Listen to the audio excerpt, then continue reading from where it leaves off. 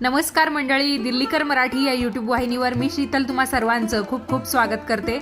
तर 28 जुलै 2025 रोजी पहिला श्रावणी सोमवार आलेला आहे। शिवामूठ आहे तांदूळ।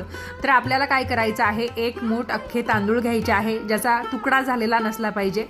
तर ज्या पद्धतीने आपण अक्षता वापरतो ना त्या पद्धतीने अख्खे तांदूळ एक मूठभर घ्यायचे, त्याच्यावर थोडंसं पाणी शिंपडायचं आणि त्यानंतर शिवामुठीचा मंत्र म्हणून आपल्याला हे तांदूळ हळूहळू शिवलिंगावर सोडायचे असतात।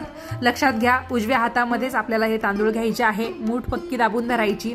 त्यानंतर डावा हात आपल्या उजव्या हाताला लावायचा आणि शिवामुठीचा मंत्र मी तुम्हाला सांगते।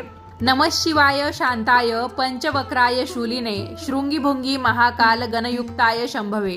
ज्यांना संस्कृतमधून मंत्र म्हणणं थोडंसं अवघड जातं त्यांनी मराठीतून असं म्हणू शकतात, शिवा शिवा महादेवा माझी शिवामूठ ईश्वरा देवा, सासू सासऱ्यांची दिरा जावांची नंदांची भरताराची नावडती आहे ती आवडती कर रे देवा।